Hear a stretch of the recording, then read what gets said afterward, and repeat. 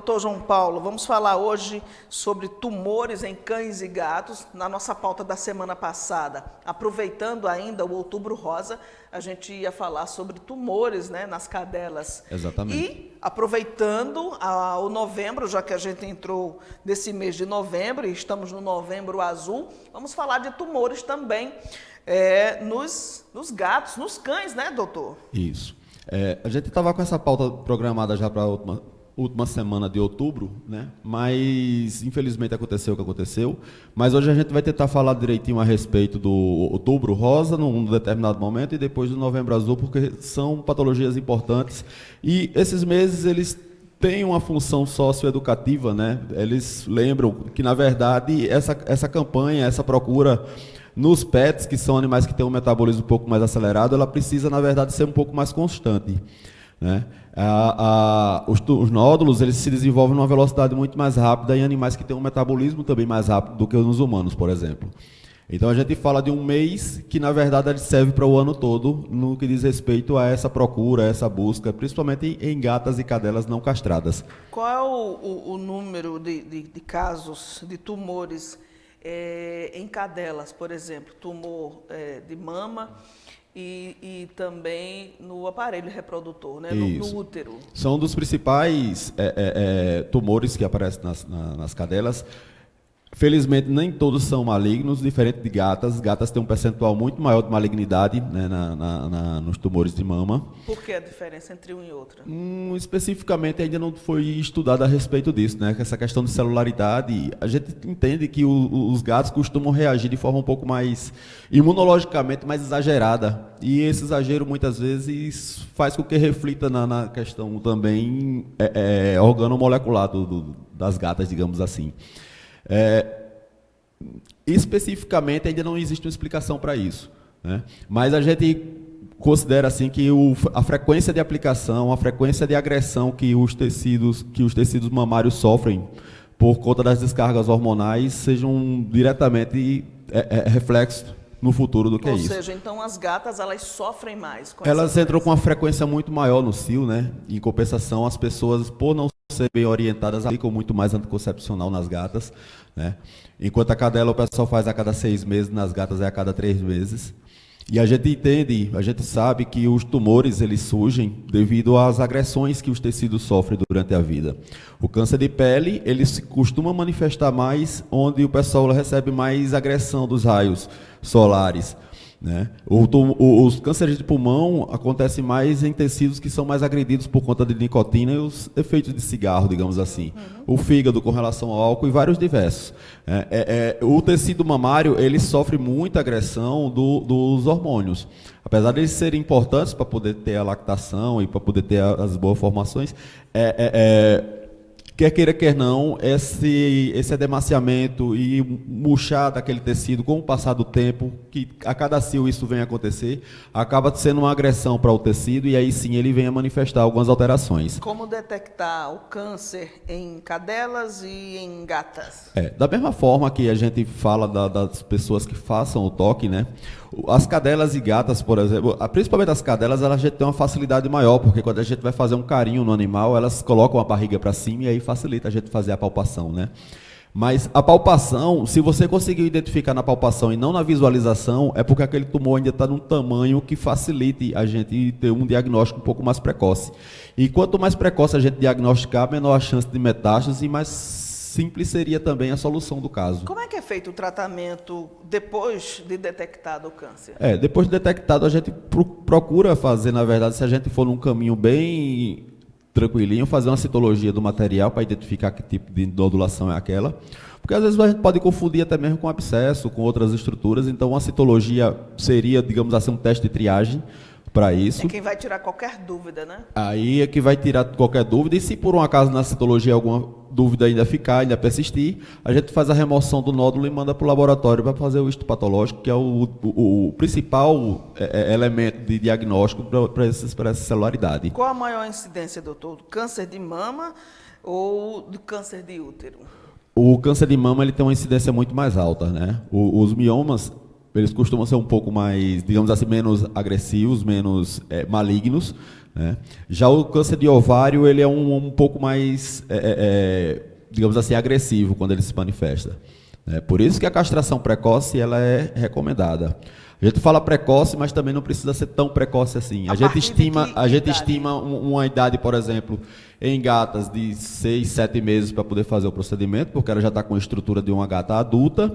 Nas cadelas, em torno de 8 a 10 meses seria ideal para fazer. Os americanos têm um estudo dizendo que se fizer a castração antes do primeiro cio, da gata do primeiro ciclo estral, diminui a 0,01 a probabilidade de câncer.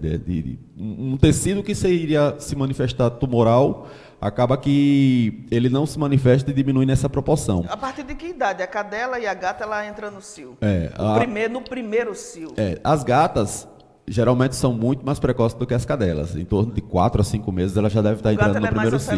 É mais acelerado.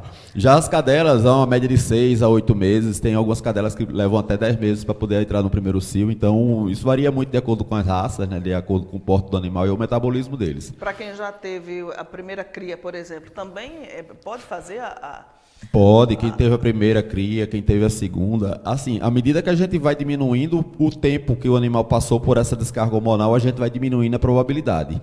E aí, quanto mais tempo for passando sem fazer isso, aí vai aparecer, geralmente, num período um pouco mais delicado para poder fazer os procedimentos, por conta do desgaste orgânico que o animal vai sofrendo, né, para poder futuramente passar por uma anestesia, até o período de recuperação. Então, quanto mais cedo a gente fizer, melhor a prevenção, digamos. Quais são os tipos de medicamentos utilizados no tratamento do câncer em animais? Existem quimioterápicos que são muito específicos para cada tipo de celularidade, né? Mas, geralmente, a remoção cirúrgica é ainda a forma mais efetiva, realmente, de fazer o tratamento, de fazer o controle desses tumores. Outros dependem muito do que a gente realmente encontrar no histopatológico, então não tenho como chegar e precisar com relação a isso. Eu só sei que a profilaxia, que é o que é mais importante, a gente faz com a castração, né? E aí, evitar fazer aplicações de medicamentos anticoncepcionais também é outra forma de você ter um pouco mais de longevidade e diminuição da chance de manifestação dessa patologia. Doutor, a gente falou aí em relação às cadelas e as gatas, então vamos aos cães, né? Isso, vamos entrar no Novembro Azul, né? Vamos entrar na pauta que seria hoje, exatamente. Pois é, então. Assim como nas cadelas e nas gatas, os cachorros e os gatos também podem ter câncer de mama? Não. Câncer de mama podem ter. É uma frequência muito menor porque eles não são influenciados por aqueles hormônios femininos, né? Mas alguns tipos de nódulos eles podem aparecer, de fato, também nos machos. Mas aí é outra coisa que também precisa ser investigada com relação a celularidade, tem que coletar material para poder identificar, mas geralmente é muito mais raro do que comparado às cadelas e gatas. Para os machos, a gente encontra o mesmo problema que encontra também para os homens, que são o câncer de próstata, né? Esse aí já é um pouco mais complexo de fazer o diagnóstico. Tanto nos cachorros como nos gatos? Tanto nos cachorros como nos gatos, agora mais em cães, né? Ainda a gente tem aqui na nossa região uma peculiaridade que os machos de gatos, a população tem um interesse maior em castração. Então, muito raramente a gente percebe esse tipo de coisa. E até mesmo para fazer um diagnóstico, muitas vezes quando acontece uma situação como essa, fica muito tardio. O gato tem que ter levado uma vida muito, digamos assim, arriscada durante a vida, porque o gato inteiro ele vai para a rua, né? Ele vai se expor e eles costumam ter uma longevidade menor. Então, muitas vezes a gente não encontra animais que são inteiros, que estão numa idade que pode manifestar alguma nodulação prostática, digamos assim. Já os cães, o pessoal tem muito preconceito com relação à castração, o pessoal quer o cachorro para fazer uma guarda, e muitas vezes essa guarda é mediada pelos hormônios que ele tem. Então, eles já privam um pouquinho mais de fazer essa castração, e aí no futuro a gente pode encontrar. Mas aí o cachorro fica realmente tranquilão, assim, depois que faz a castração? Costuma dar uma melhorada grande no comportamento, assim como os gatos também. Porque eles perdem aquele ímpeto da virilidade com aquela coisa, porque é tudo mediado por hormônio, né? A questão da guarda, a questão da agressividade, muitas vezes é mediada também pelos hormônios masculinos, digamos assim. Então, o animal, quando castrado, dificilmente ele vem a manifestar. Uma particularidade do tumor de próstata em cães é que a própria cirurgia de castração já faz parte da terapêutica. Porque, diferente dos homens, os tumores de próstata de cães, geralmente, eles são benignos. Eu não vou dizer que tenha também os casos malignos. Né? Há casos, sim, e são casos também de muita complexidade cirúrgica para poder ter solução.